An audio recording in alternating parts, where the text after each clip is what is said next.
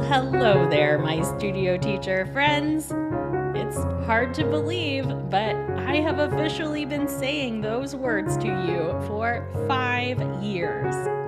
The first ever episode of Beyond Measure released on October 5th of 2020, and I have been here serving as your anytime piano teacher friend almost every week since.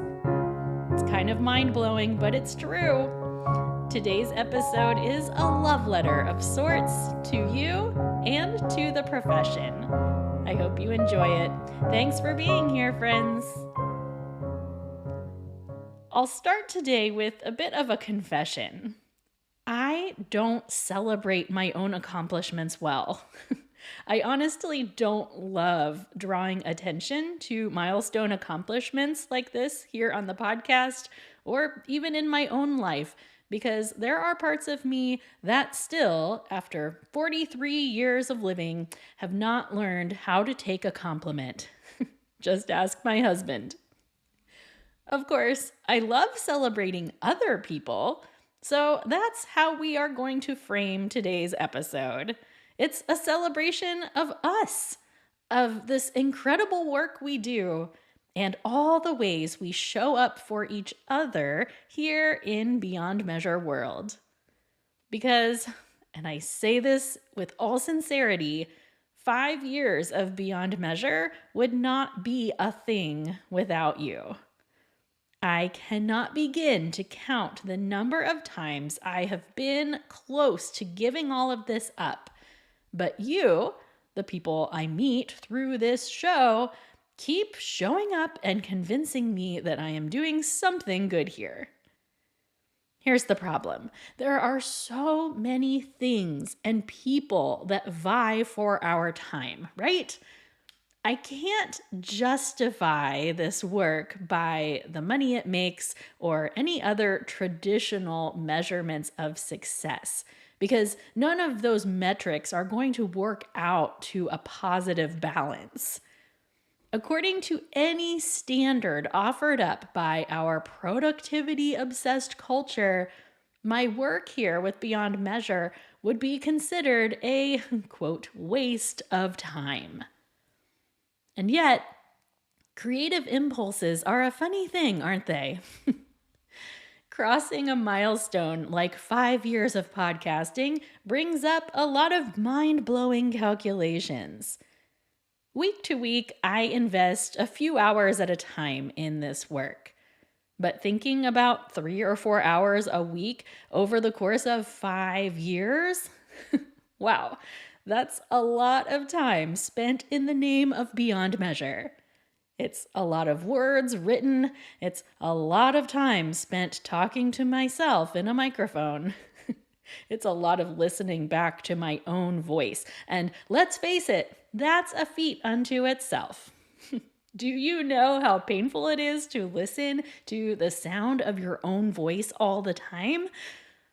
It is not for the weak, friends. Anyway, these anniversary reflections have left me asking, what is it about this show that compels me to keep doing it? And when it comes down to it, it's the magic of the music teaching profession. If I'm guilty of anything, it's overestimating the importance of music study. But I don't think I'm exaggerating anything. In fact, I can't help but feel like our work holds more purpose and more value now than ever before. Look around at the outside world, guys. Everyone is obsessed with automation. Technology is a constant distraction. We are conditioned from early ages that time is not to be wasted, and that means we need to stay busy, to stand out, and to do everything we can to achieve more than the people around us. Friends, it's exhausting, and we all know it's led us to an unprecedented health crisis. Now, the good news is there is an abundance of research that points to the solutions.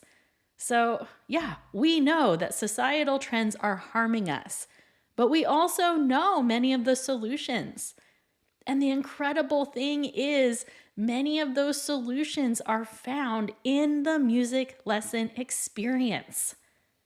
For instance, there is no doubt that genuine connection, person to person, adds value to the human existence. There is no doubt that play and frivolity feed us on a fundamental level. We are learning that self-compassion is far more important than self-esteem. That learning to sit in uncertainty and to be seen and known and vulnerable, to be treated with dignity and interest and possibility, like those are all things that help combat the mental and physical stressors we are experiencing in everyday life. And I don't know about you, friends, but to me, when I look around at the injustice and the frightening realities of the 21st century, I can't think of much that is more important than helping our students feel connected and understood and full of possibility. I think our role of giving them tools to express themselves, to experience wonder and awe, and to imagine and to accomplish challenging things. I struggle to think of how I could possibly be contributing to my community in any way that would be more important than doing those things. I continue to believe that music study is our chosen gateway to nurturing society. But we do have to do it intentionally. There are plenty of ways that piano study can lead to achievement anxiety and struggles with self-confidence. It can be competitive and filled with guilt and shame. Many of us know that firsthand, right? But we can do better for this generation of students, friends. We can help our students learn to accept their human limitations. We can help them understand that no one has all the right answers all the time. We can help students see their value and their worthiness is not related to their accomplishments. That everyone is musical and everyone has something to share. Our work is to help others find play, and I am really counting my lucky stars for that role today. I hope you are too. See, this is why I've come to decide that my work with Beyond Measure matters. I will never claim to have this whole piano teacher existence all figured out. And there have been so many times over the last 5 years where I have questioned why anyone cares what I have to say. Or who am I to think that I have any insight to offer this profession that is full of people I am endlessly inspired and intimidated by? But I have come to realize that I do have a unique set of life experiences and probably some DNA that have brought me to a unique teaching experience that the world needs. I do think I have something to say, and bless those of you who have encouraged me to keep sharing it along the way. It sounds cliche, but you will never know how many times I have been on the verge of quitting, and one of you precious souls sends me an email or a DM or joins the Patreon or leaves a review on Apple Podcasts or Spotify. And that simple action gives me just enough fuel to stay in the game for another week. We do all of these things weekly for our students, but we also do it for our colleagues. What is better than being in a profession where our fellow teachers are our colleagues and not our competition? I've been saying that from the get-go here, and it just doesn't get truer than that. The moment that you let go of trying to compete with other teachers and instead learn how to encourage one another and to grow alongside one another and to embrace the fact that I have something to learn from you and you have something to learn from me. I mean, that's the stuff, friends. That is the fuel that will sustain us in this work as we pour our goodness into society.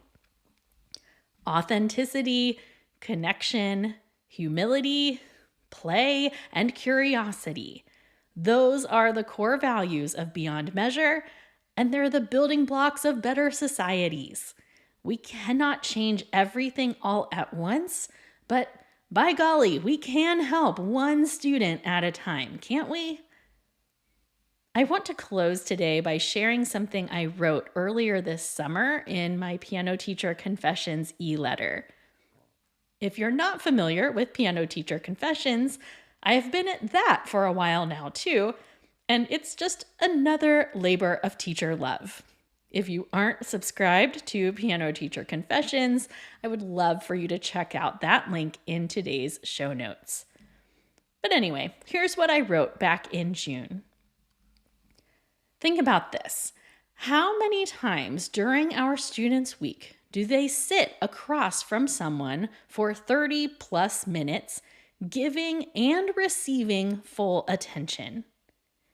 In many cases, we are likely the only person they share that kind of experience with on a regular basis. And if we are smart, we will pay attention to that. The rarity of direct interactions and undivided attention should play a part in the lesson plans we make and the tuition rates we charge. But hear me, it's not just our students who benefit from this arrangement. We are fortunate to work in careers that involve many hours of authentic connections and unfiltered reality each week. I am counting my blessings to work in a profession that is so blatantly real. My human experience is heightened by the fact that I have a front row seat to struggle, epiphany, laughter, and play, and I don't want to take any of that for granted. So friends, I guess that's how I'm choosing to celebrate 5 years of this show. I am recommitting to showing up for you in hopes of inspiring you to keep doing the life-changing work you're doing. I will continue to show up as true to myself as I can be, not because I have all of the answers, but because we all need more examples of people who can deal with uncertainty. Let's go ahead and toast ourselves out of here for the day, shall we? Studio teacher friends from all around the world.